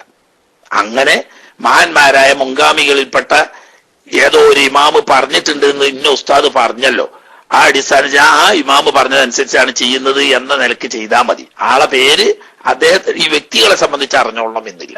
കാരണം എന്താ വെച്ചാൽ അധികവും അവാമുന്നാസ് സാധാരണക്കാരായിരിക്കും ഇത്തരം കാര്യങ്ങൾ ഓരോ സങ്കടവും വിഷമങ്ങളും ബുദ്ധിമുട്ടുമായിട്ട് വന്ന് ചോദിക്കുന്നത്. അപ്പൊ അവരിപ്പോ അത് ഇങ്ങനെ ആ ഇമാമിന്റെ പേര് മനസ്സിലാക്കി ആ ഇമാമ് പറഞ്ഞതനുസരിച്ചാണ് എന്ന് വിചാരിക്കാനും കൊണ്ടിറക്കാനും അവരെ സംബന്ധിച്ച് പ്രയാസം ഉണ്ടാവും. അപ്പൊ ഇത് ചോദിച്ച് പറഞ്ഞു കൊടുത്ത മൂല്യാർക്ക് അറിയണം. ഇപ്പൊ ഉദാഹരണം പറഞ്ഞ് അലി പറഞ്ഞതുപോലെ ഈ സൂത്രത്തിന്റെ വിഷയം ഒരു ബുദ്ധിമുട്ടായപ്പം ഇങ്ങനെ ഇബ്നുൽ മുഖ്രി തങ്ങൾ അവിടെ തെർത്തീബ് നിർബന്ധമില്ല, ഈ പറയുന്ന സൂത്രത്തുകൾ വേണം എന്നല്ലാതെ തെർത്തീബ് ഉജൂബില്ല എന്ന് അഭിപ്രായമുണ്ട്. അങ്ങനെ ചില ഇമാമിയങ്ങൾക്ക് അഭിപ്രായമുണ്ട്. അതുകൊണ്ട് അങ്ങനെയും ബുദ്ധിമുട്ടുള്ള സമയത്ത് അങ്ങനെയും പരിഗണിക്കാം എന്ന് പറഞ്ഞു കൊടുത്താൽ അങ്ങനെ ആ ഉസ്താദ് പറഞ്ഞിട്ടുണ്ടല്ലോ അതനുസരിച്ചാണ് ഞാൻ ചെയ്യുന്നതെന്നുള്ള ധാരണ. അതുപോലെ തന്നെ ഇപ്പൊ ബഹുമാനപ്പെട്ട ഇബ്നു സുറൈജ് തങ്ങൾ റളിയല്ലാഹു തആല അൻഹു ഷാഫി മദ്ഹബിലെ വലിയ ഇമാമിയങ്ങളിൽപ്പെട്ട ഒരാളാണ് ഇബ്നു സുറൈജ് തങ്ങൾ. 3-ാം നൂറ്റാണ്ടിന്റെ മുജദ്ദിദ് എന്ന് അറിയപ്പെടുന്ന അത്രയും വലിയ മഹാനാണ്. അദ്ദേഹത്തിനൊരു അഭിപ്രായമുണ്ട്, മനഃപൂർവ്വം പെണ്ണിനെ തൊട്ടാലേ വുദു മുറിയുള്ളൂ, അബദ്ധത്തിൽ മുട്ടിപ്പോയാൽ മുറിയില്ല എന്നൊരു അഭിപ്രായമുണ്ട്. അപ്പൊ അതനുസരിച്ച് ഒരാൾ ബുദ്ധിമുട്ടായപ്പോ ചോദിച്ചപ്പോ ഇങ്ങനെ ഇബ്നു സുറൈജ് തങ്ങൾക്ക് ഇങ്ങനെ അഭിപ്രായമുണ്ട്, ബുദ്ധിമുട്ടാകുന്ന സമയത്ത് അതനുസരിച്ച് നിങ്ങൾക്ക് അമൽ ചെയ്യാം എന്ന് പറഞ്ഞു കൊടുത്താൽ ഈ അമൽ ചെയ്യുമ്പോഴൊക്കെ ഇബ്നു സുറൈജ് എന്നുള്ള ആളെ പേര് ഇങ്ങനെ പറഞ്ഞിട്ട് ആ ഇബ്നു സുറൈജ് എന്ന് പറഞ്ഞ ഇമാമ് പറഞ്ഞതനുസരിച്ചാണ് ഞാൻ അമൽ ചെയ്യുന്നത് എന്ന് ഈ ചെയ്യുന്ന ആൾക്ക് അറിഞ്ഞോളന്നില്ല. പക്ഷെ പറഞ്ഞു കൊടുക്കുന്ന ആള് അത് ഇന്ന കിതാബിൽ പറഞ്ഞിട്ടുണ്ട്, ആ പറഞ്ഞ ഇന്ന ഇമാമ് ഇങ്ങനെ ഒരു അഭിപ്രായം ഉണ്ട് എന്ന് മനസ്സിലാക്കി പറഞ്ഞു കൊടുത്ത് അപ്പൊ ആ ഉസ്താദ് പറഞ്ഞതിനനുസരിച്ച് ചെയ്യാണെന്നുള്ള നിലക്ക് ചെയ്താൽ മതി. അപ്പൊ അവാം ഈ പേരറിഞ്ഞോളന്നില്ല, പക്ഷെ എങ്കിലും പരിഗണിക്കാൻ പറ്റുന്ന ഏതെങ്കിലും ഇമാമിയങ്ങൾ പറഞ്ഞിട്ടുണ്ട് എന്ന ധാരണയിൽ ആയിരിക്കണം ചെയ്താൽ മതി. പറഞ്ഞു കൊടുക്കുന്ന ആളെ മനസ്സിലാക്കി തന്നെ പറയാൻ പാടുള്ളൂ എന്നർത്ഥം. അതെ, പക്ഷെ അത് ലൈഫാണ്. ഷാഫി ഇമാമിന്റെ കൗല് നിസ്ബ സഹിയല്ല. കാരണം എന്താ വെച്ചാൽ സനദ് സഹിയല്ല, ജിവായത്ത് സഹിയല്ല. അതുകൊണ്ട് ഷാഫി ഇമാമിന്റെ കൗലായിട്ട് പറയാൻ പ്രയാസം. അതേ സമയത്ത് ഇബ്നു സുറൈജിൽ നിന്നിട്ട് ആ കൗല് സഹിയായി വന്നിട്ടുണ്ട്.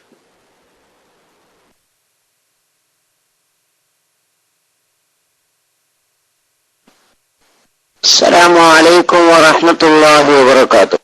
ഉസ്താദിന്റെ ഇൽമിൽ ബർക്കത്ത് ചെയ്യട്ടെ, അവിടുന്ന് പറഞ്ഞു തന്നതിനനുസരിച്ച് പ്രവർത്തിക്കാൻ അല്ലാഹു നമുക്കൊക്കെ തൗഫീഖ് ചെയ്യട്ടെ. ഉസ്താദെ, ഞാന് എന്റെ പെങ്ങന്മാരെയും എന്റെ ജ്യേഷ്ഠന്മാരെയും ഒക്കെ നിർത്തിക്കൊണ്ടാണ് ചോദിക്കുന്നത്. അവര് അലാപ്പാന്റെ മക്കളാണ്, അവർക്കൊരു സംശയം. അപ്പൊ അത് തീർക്കാൻ വേണ്ടി ഒരു സാന്നിധ്യത്തിലുള്ള ചോദ്യം അനന്തരം എടുക്കുന്നതിനെ സംബന്ധിച്ചാണ്. അതായത് ഉപ്പയും അളാപ്പയും ഇളയമയും മരിച്ചു വയ്ക്കണം. അളാപ്പാന്റെ മുതല് ലിദ്ദക്കരി മിസ്ലു ഹവ്വൽ അൻസൈനി അനുസരിച്ച് അവർ വീതിച്ചെടുത്തു. ഇപ്പൊ ഉമ്മ മരിച്ചതിന്റെ ശേഷം ഉമ്മാന്റെ മുതലുണ്ട്, അത് ബാധിക്കുന്നത് അതുപോലെ തന്നെ ലിദ്ദക്കരി മിസ്ലു ഹവ്വൽ അൻസൈനി അനുസരിച്ച് അങ്ങനെ തന്നെയാണോ ബാധിക്കേണ്ടത്? അതല്ല, ഉമ്മാന്റെ മുതലായതുകൊണ്ട് എല്ലാവർക്കും സമമായാണോ ബാധിക്കേണ്ടത്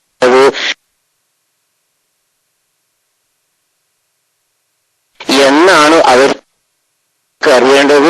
ഞങ്ങളില്ല. അപ്പൊ അതുകൊണ്ട് ഉസ്താദിനോട് ചോദിച്ചാണ്. ഉസ്താദിൽ നിന്ന് പിന്നെ ഞങ്ങൾ മസല കേൾക്കാൻ ആഗ്രഹിക്കുന്നു. എല്ലാവരും കേൾപ്പോൾ ഇൻഷാ അല്ലാഹ് മൈക്ക് റിലീസ് ചെയ്യുന്നു. വേറൊരു ചോദ്യം കൂടി പിന്നീട് ഞാൻ ചോദിക്കാം.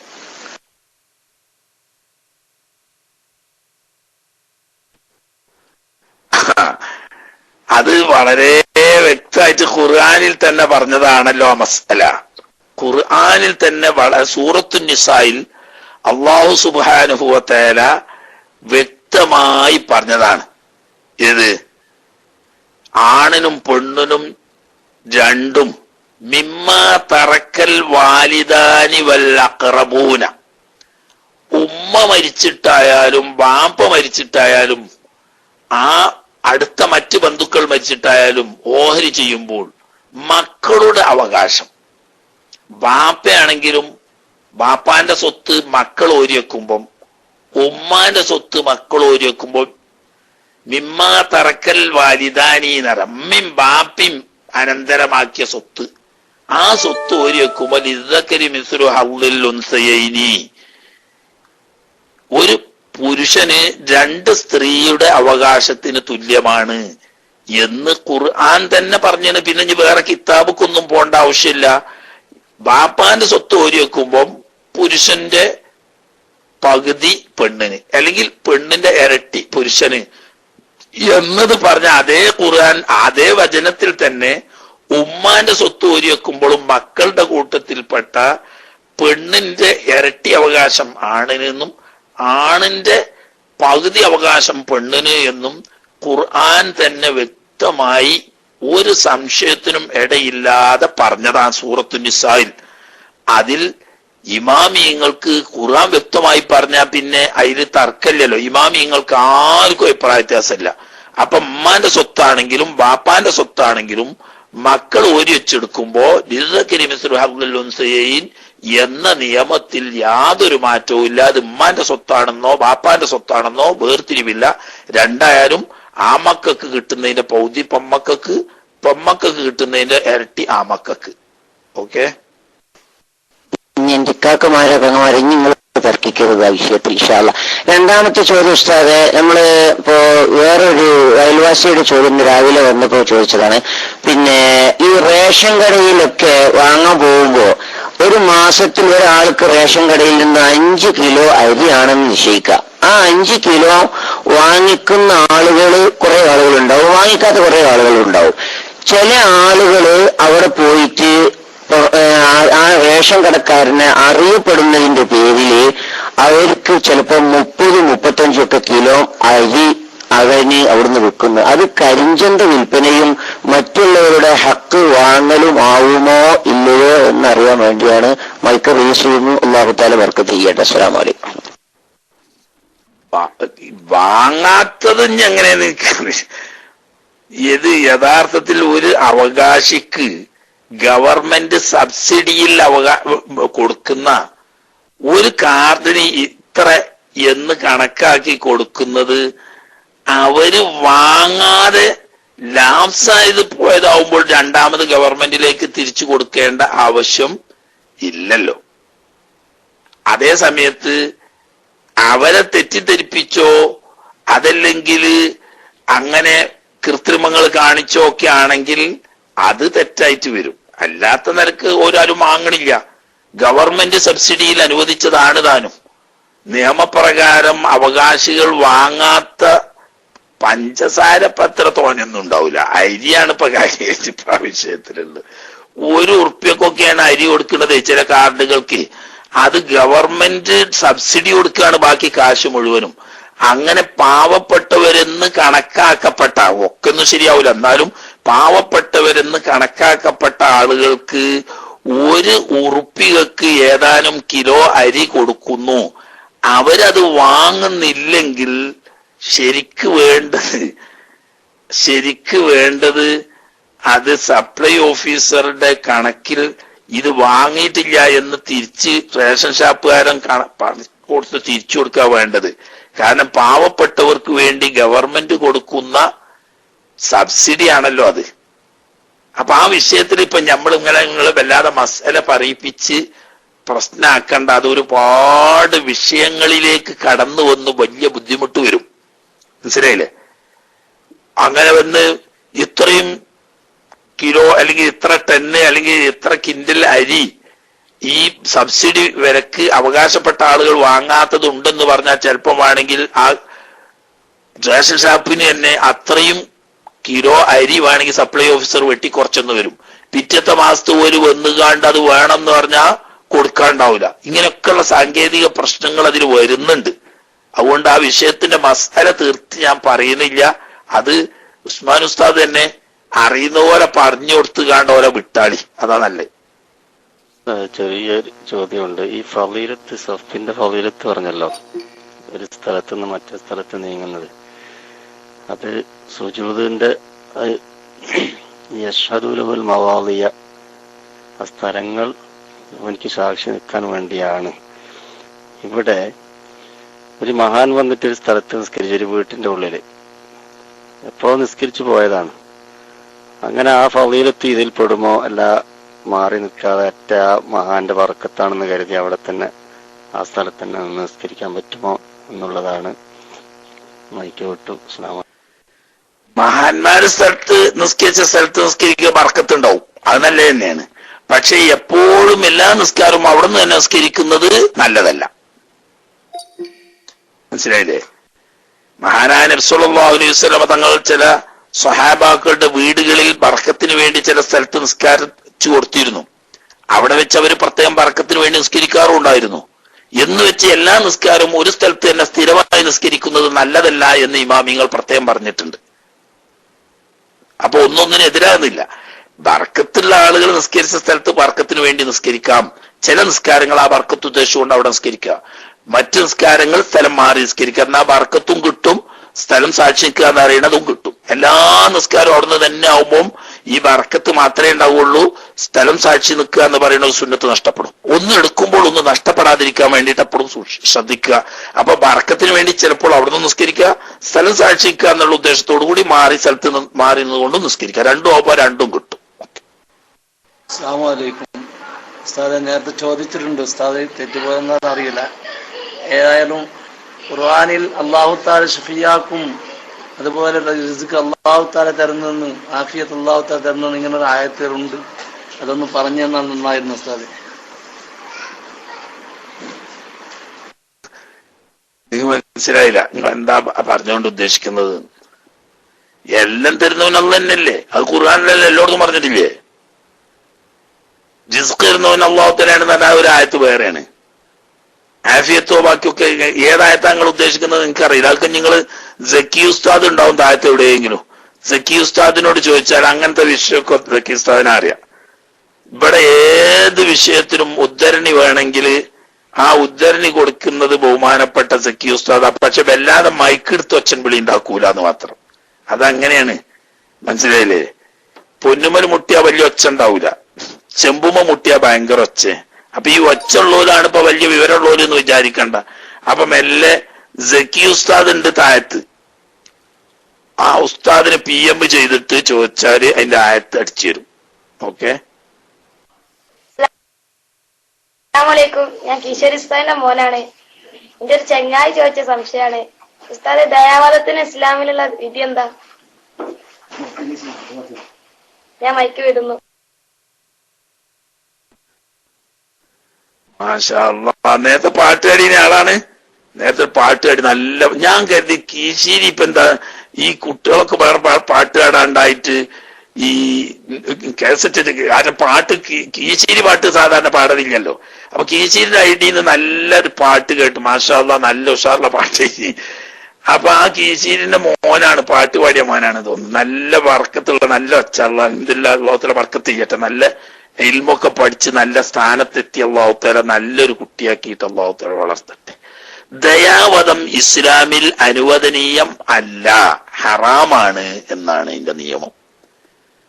ജീവിക്കാൻ ഈ ലോകത്ത് ജീവിക്കാൻ സാധിക്കുന്നിടത്തോളം ജീവിക്കുക, അതിന് ആധുനിക സൗകര്യങ്ങൾ ഉപയോഗപ്പെടുത്തിക്കൊണ്ട് എത്രത്തോളം ഹലാലായ മാർഗത്തിലുള്ള എത്രത്തോളം ജീവിക്കാനുള്ള സൗകര്യങ്ങൾ ചെയ്തു കൊടുക്കാൻ പറ്റുമോ അത് നമ്മൾ ചെയ്തു കൊടുക്കുക.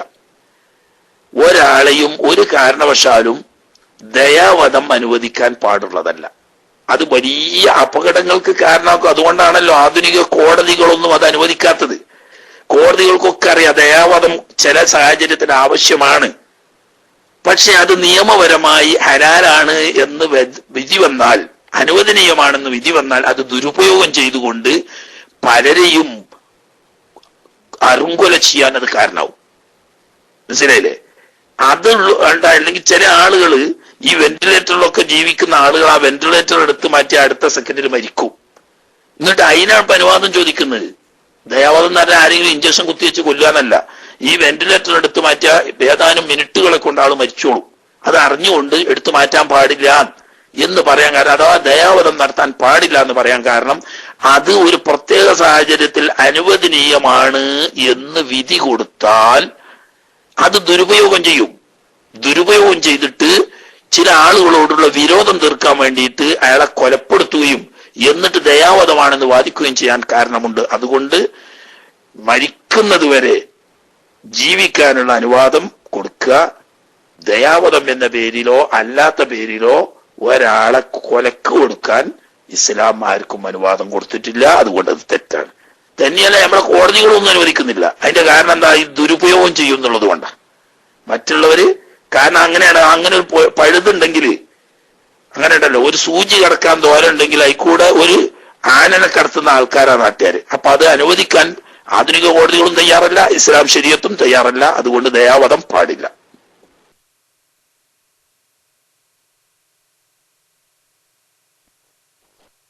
അസ്സലാമു അലൈക്കും.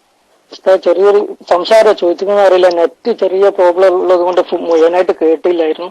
നമ്മളിപ്പോ ഒരു മറ ഉണ്ടാവണമെന്ന് പറഞ്ഞല്ലോ ഉസ്താദ്. അതുകൊണ്ട് തന്നെ നമ്മളിപ്പോ പള്ളിയിൽ കയറുമ്പോ ഒരു ജമാഅത്ത് നടന്ന് കുറെ ആൾക്കാർ മുമ്പിൽ ഇങ്ങനെ ഇരിക്കുന്ന സമയത്താണെങ്കിൽ അതിന്റെ തൊട്ട് മുമ്പ് ബാക്കിൽ വന്നിട്ട് നമ്മളൊരു മറ ആക്കിയിട്ട് പിന്നെ നിസ്കരിക്കുന്നതിന്റെ ഇതെങ്ങനെയാണ് അതിന് നമുക്ക് ആ മറന്റെ ഇത് കിട്ടും. അത് പെട്ടെന്ന് ചിലപ്പോ ആ മുമ്പിലുള്ള ആൾക്കാർ മാറി പോവുകയാണെങ്കിൽ നമുക്ക് ആ മറക്കുള്ള ഇതെന്താ ചെയ്യുക എന്നുള്ളതെന്ന് അറിഞ്ഞാൽ കൊള്ളായിരുന്നു. ഒരു ചോദ്യം കൂടി ഉണ്ട്, ഇത് കഴിഞ്ഞിട്ട് ചോദിക്കാം. മൈക്ക് റിലീസ് ചെയ്യുന്നു. അസ്സലാമു അലൈക്കും.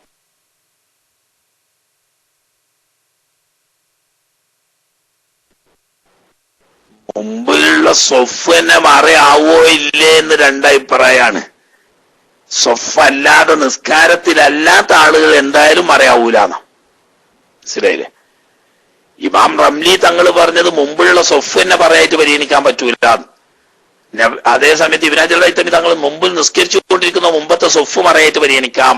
എന്നാൽ നിസ്കാരത്തിലല്ലാത്തവരെ സൊഫായിട്ട് മറയായിട്ട് പരിഗണിക്കപ്പെടുകയില്ല എന്ന് മാത്രമല്ല, അവർ പിന്തിരിഞ്ഞ് അങ്ങോട്ട് മുന്നോട്ട് തിരിഞ്ഞിരിക്കുകയാണെങ്കിൽ കറാഹത്തില്ല, അല്ലെങ്കിൽ കറാഹത്തും വരുന്ന.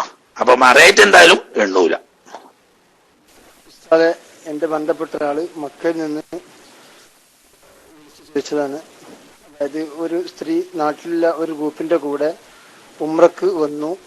ഫർളായ ഉംറ ചെയ്തതിന് ശേഷം ഒരു മറ്റൊരു ഉംറക്ക് തൻഈമിൽ പോയി ഇഹ്റാം ചെയ്തു. അതിനുശേഷം ആർത്തവമുണ്ടായി.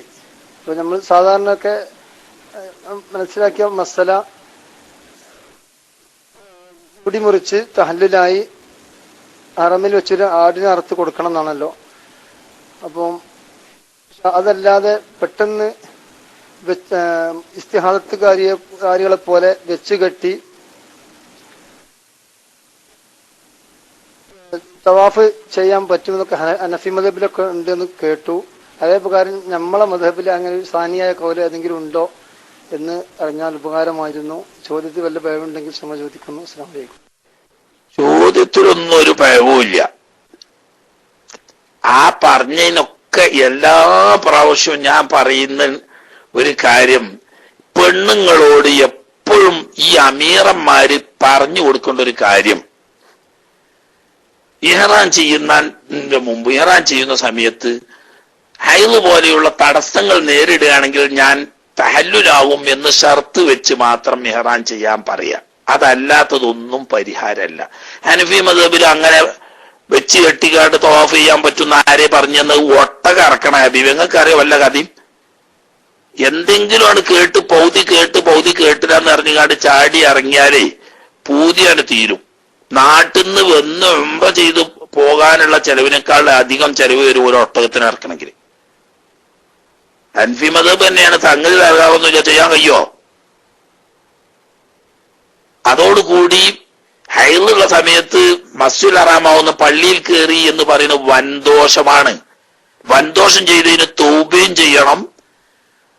വലിയ ശുദ്ധിയോടുകൂടി തവാഫ് ചെയ്തതിന്, തവാഫ് ചെയ്ത് ഉംറ പൂർത്തിയാക്കിയതിന് ഒരു ബദനത്ത് അഥവാ ഒരു ഒട്ടകം അറക്കുകയും വേണം. നല്ല കോലല്ലേ? അതാപ്പൊ പഠിച്ചു വെച്ച ഹനഫി മദ്ഹബിൽ അങ്ങനെ ഒന്നും പൗതിയെ പഠിക്കുകയുള്ളൂ, എന്നിട്ട് പൗതി അതും വെച്ചിട്ട് മസല. ഷാഫി മദ്ഹബില് അതിന് ഉള്ള വഴി, എല്ലാ മദ്ഹബ് അനുസരിച്ചുള്ള വഴി, ഏറാൻ ചെയ്യുന്നതിന് മുമ്പ്, ഏറാൻ ചെയ്യാൻ തുടങ്ങുമ്പോൾ പൂർത്തിയാക്കാൻ പറ്റാത്ത തടസ്സം നേരിടാൻ തഹല്ലുലാവും എന്ന് ഷർത്ത് വെച്ച് ഏറാൻ ചെയ്യുക. അത് മാത്രമാണ് അതിന്റെ പരിഹാരമാർഗം. അല്ലാത്തത് ഇനി ഉള്ളത് ഇഹ്സാറിന്റെ തഹല്ലുല് എന്നൊരു വഴിയേ നമ്മളെ ഷാഫി മദ്ഹബിലുള്ളൂ. ഇഹ്സാറിന്റെ തഹല്ലുല് എന്ന് പറഞ്ഞാല് ആള് നാട്ടിക്ക് പോരാൻ വേണ്ടിയിട്ട് എയർപോർട്ടിൽ വന്ന് ബോർഡിംഗ് പാസ് എടുത്ത് ഇനി പുറത്തിറങ്ങാൻ പറ്റൂല എന്ന് ഉറപ്പായി കഴിഞ്ഞതിന്റെ ശേഷം ഒരു ആട്ടിനെ അറുത്ത് നിയ്യത്ത് എന്താ, ഇഹ്സാന്റെ തഹല്ലുലിന് വേണ്ടി എന്ന നിയ്യത്തോടു കൂടി ആടിനെ അറക്കുകയും എന്നിട്ട് ഇഹ്സാറിന്റെ തഹല്ലുൽ ചെയ്യുന്നു എന്ന നിയ്യത്തോടു കൂടി മുടി മുറിക്കുകയും ചെയ്യുക. ഇതാണ് ഷാഫി മദ്ഹബിൽ അതിനുള്ള വഴി. എന്തൊക്കെ ഇടങ്ങാറ ഈ പെണ്ണുങ്ങളെയും കൂട്ടിയിട്ട് ഉംറക്ക് പോകുന്ന ആൾക്കാരെന്താ ഈ മസലെങ്കിലും ഒന്ന് പറഞ്ഞു കൊടുത്തൂടെ? ഐറ്റങ്ങള് ഈ വണ്ടിമാരെയും കുടുങ്ങി അടങ്ങാറാണതിന് മുമ്പ് ഇന്ന പോലെ നിങ്ങൾ ചെയ്തോളിന്നൊന്ന് പറഞ്ഞു കൊടുക്കാൻ ഒരു എഴുമുള്ള ഒരാളെ അയച്ചൂടെ ആ കൂട്ടത്തിൽ? എത്ര എളുപ്പമുണ്ട്, ഒരു ബുദ്ധിമുട്ടും ഇല്ല. ഏറാൻ ചെയ്യുന്ന സമയത്ത് ഇത് പൂർത്തിയാക്കാൻ പറ്റാത്ത വല്ല തടസ്സവും വരികയാണെങ്കിൽ ഞാൻ തഹല്ലുലാകും എന്ന ഷർത്തോടുകൂടി അള്ളാഹുവിന് വേണ്ടിയിട്ട് ഉംറ ചെയ്യാൻ ഞാൻ ഇഹ്റാം ചെയ്യുന്നു. ഇഹ്റാം ചെയ്ത് ഒരു കുഴപ്പമില്ല, സാധാരണ പോലെ ഉംറ ചെയ്യാണെങ്കിൽ ചെയ്തോട്ടെ. അല്ല ഇങ്ങനെയുള്ള ബുദ്ധിമുട്ട് വന്നാൽ അപ്പാണ് മുടി മുറിച്ച് തഹല്ലുലായാൽ മതി, വേറെ ഒരു പ്രശ്നവുമില്ല. അല്ലഞ്ഞാൽ പിന്നെ അതൊക്കെ ബുദ്ധിമുട്ടാണ്. അസ്സലാമു അലൈക്കും. ഉസ്താദേ, നമസ്കാര സമയത്ത് നമ്മുടെ ഔറത്ത് സൈഡിൽ നിന്ന് മാത്രം മറഞ്ഞാൽ മതി. അതായത് വെർട്ടിക്കലായിട്ട് താഴെ നിന്ന് മുകളിലോട്ട് ഔറത്ത് മറയ്ക്കുന്നതിന്റെ സാധ്യത അത് എങ്ങനെയാണ്? ചിലര് അടിവസ്ത്രം ഉപയോഗിക്കാത്ത ആൾക്കാരുണ്ട്. അല്ലെങ്കിൽ ഈ തോപ്പെന്ന് പറയുന്ന സാധനം ഞെരിയാണിക്ക് മുകളിലും മുട്ടിന് തൊട്ട് താഴേക്ക് നിന്ന് നിസ്കരിക്കുന്ന ആൾക്കാരുണ്ട്. അങ്ങനെ അത്തരം ഔറത്ത് മറയ്ക്കുന്ന അവിടെ ഹാൻഡ് പോലുള്ള അടിവസ്ത്രം ഉപയോഗിക്കേണ്ടതായിട്ടുണ്ടോ? അതേപോലെ ഒരു ചെറിയ ഒരു ഉപചോദ്യം അതിനോട് ചേർന്ന് നമ്മുടെ വസ്ത്രത്തിനകത്ത് ഒരു ചെറിയ ഹോൾ ഉണ്ടെന്ന് നമ്മൾ നമസ്കാരം നടന്നുകൊണ്ടിരിക്കുമ്പോൾ മനസ്സിലാക്കിയപ്പോൾ അടുത്ത് തന്നെ ഒരു തുണി കിടപ്പുണ്ടെങ്കിൽ അത് എടുത്ത് അന്നേരം ഉപയോഗിക്കാമോ, അതോ ആ നമസ്കാരത്തിൽ നിന്ന് മാറിയതിനു ശേഷം ഒന്നേന്ന് നമസ്കരിച്ച് വരണോ? അസ്സലാമു അലൈക്കും.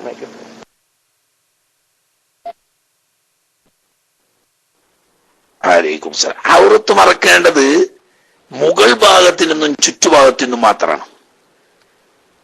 സ്ത്രീകൾക്ക് പക്ഷേ കാലിന്റെ അടി വരെ ഔറത്താണ്. പുരുഷനെ സംബന്ധിച്ച് അടിയിൽ നിന്നിട്ട് മേൽപോട്ട് ഔറത്ത് കാണുന്നത് കൊണ്ട് യാതൊരു കുഴപ്പമില്ല.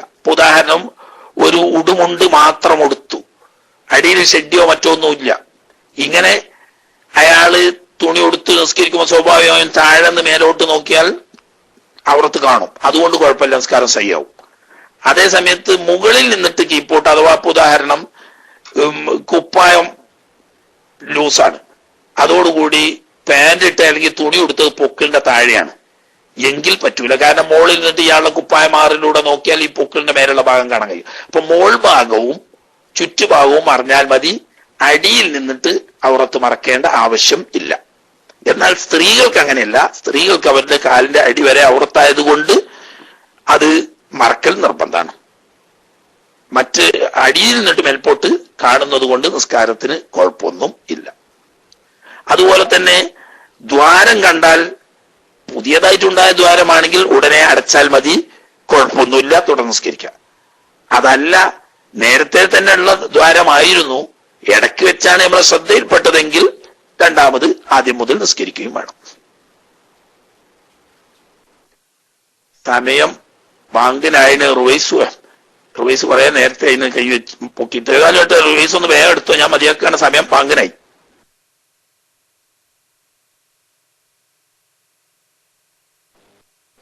അസ്സലാമു അലൈക്കും. എന്റെ ചോദ്യമല്ല, ഒരു ചോദ്യം വന്നിട്ടുണ്ടായിരുന്നു. ആ ചോദ്യത്തിന് പിന്നെ അയാൾക്ക് ഒരു വിഷമാണ്ടാന്ന് വിചാരിച്ചിട്ടാണ്. പിന്നെ ആ ചോദ്യം എന്ന് വെച്ച് കഴിഞ്ഞാൽ, ഇപ്പൊ ഒരാൾ കയ്യിൽ പൈസ കൊടുത്തിട്ട്, അത് സ്ഥിരമായിട്ട് ഉസ്താദിനോട് ചോദിക്കുന്ന ചോദ്യമാണ്. ഒരാൾ കയ്യിൽ പൈസ കൊടുത്തിട്ട് അയാൾ ഇത്ര മാസം നിങ്ങൾക്ക് എന്തെങ്കിലും പൈസ തരാന്ന് പറഞ്ഞിട്ട് ഒരു കച്ചവടം തുടങ്ങിയാൽ ആ കച്ചവടം പിന്നെ പലിശ ആവോ എന്നുള്ളൊരു ചോദ്യം. ഓക്കെ, ഇൻഷാ അല്ലാഹ്.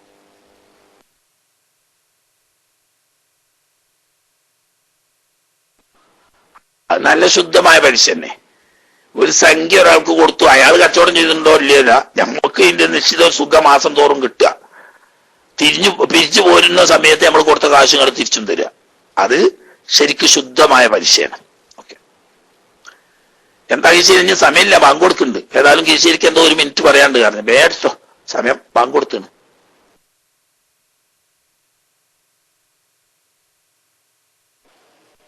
ഹലോ ഉസ്താദ്, ഞാനൊരു PM കിതാബിലെ പിന്നെ സൂത്രത്തിന് തർത്തീബ് വേണ്ടെന്ന് ഇബ്നുൽ മുഖരി റളിയല്ലാഹു പറഞ്ഞ ഏത് കിതാബിലെന്ന് ഒരാൾ ചോദിച്ചത് ഞാൻ PM വിട്ടിരുന്നു. ഉസ്താദ് ശ്രദ്ധിച്ചില്ല, അതിനെ കുറിച്ചൊന്നും വിവരം കിട്ടിയില്ല, അതുകൊണ്ടാണ് ചോദിച്ചത്. ഇൻഷാ അല്ലാഹ് മൈക്ക് കിട്ടും.